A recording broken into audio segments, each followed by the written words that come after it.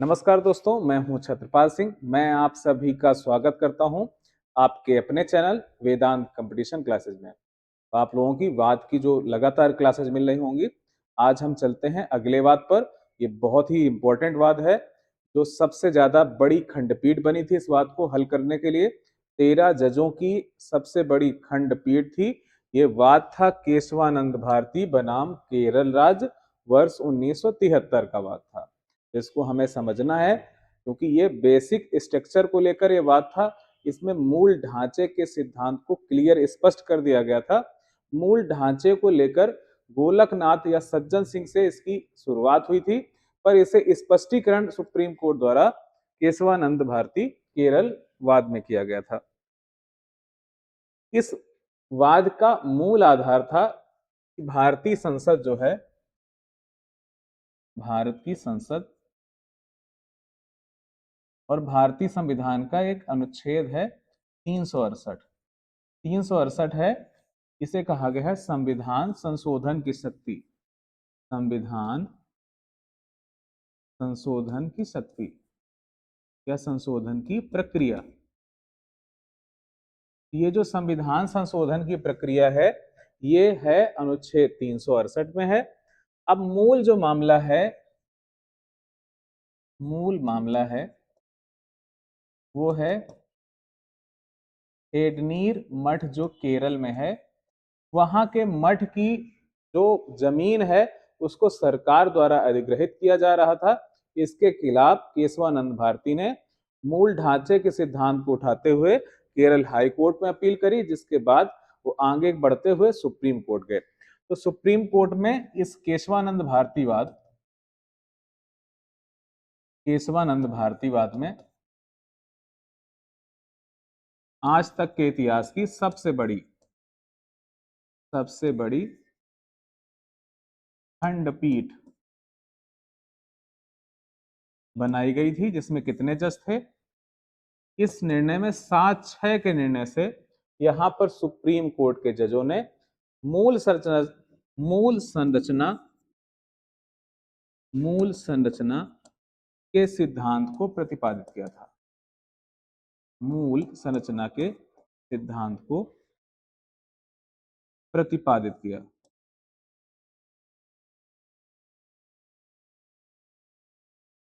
तो पूछेगा basic structure या मूल संरचना सिद्धांत पहली बार किस वाद में दिया गया था? तो केशवानंद भारती वाद में दिया गया था। इसमें कोर्ट ने निर्णय सुनाते हुए कहा, संसद कोई भी ऐसी विधि का निर्माण नहीं करेगी। संसद कोई भी ऐसी विधि का निर्माण नहीं करेगी जो मौलिक अधिकारों मौलिक अधिकारों पर अतिक्रमण करता हो। अतिक्रमण करता हो। तो मूल ढांचे के साथ कोई छेड़छाड़ नहीं होगी। बाकी संसद मौलिक अधिकारों पर संविधान के किसी भाग पर संशोधन कर सकती है। इस वाद में सुप्रीम कोर्ट ने अपने पूर्व के निर्णय को गोलकनाथ गोलकनाथ वाद को पलट दिया था, जिसमें कहा गया था, गोलकनाथवाद में कहा गया कि संसद को संविधान के मूल ढांचे पर अर्थात मौलिक अधिकार या भाग 3 पर संशोधन करने का अधिकार नहीं है। और जो गोलकनाथवाद था वो उस टाइम की सबसे बड़ी खंडपीठ थी, 11 जजों की।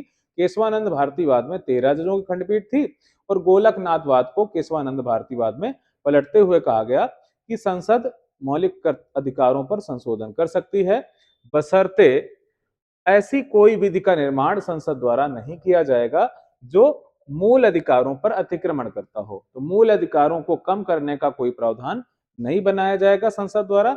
इसके अलावा संसद क्या कर सकती है? मौलिक अधिकारों का संशोधन कर सकती है।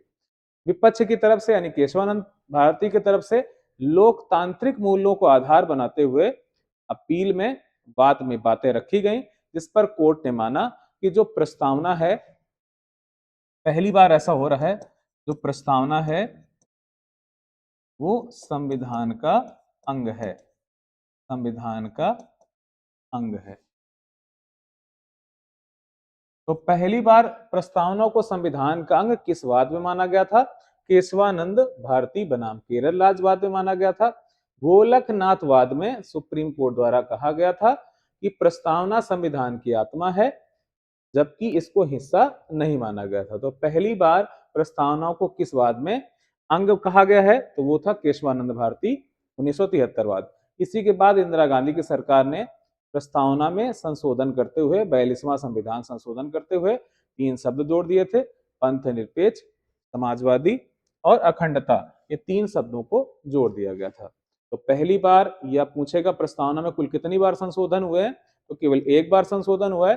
किस वाद के निर्णय में पहली बार प्रस्तावना को संविधान का अंग बताया गया था? केशवानंद भारतीवाद। किस निर्णय के पश्चात प्रस्तावना में 3 शब्द जोड़े गए? केशवानंद भारतीवाद पर। मिलते हैं हम अगले वीडियो में फिर ऐसे ही एक नई बात की क्लास के साथ।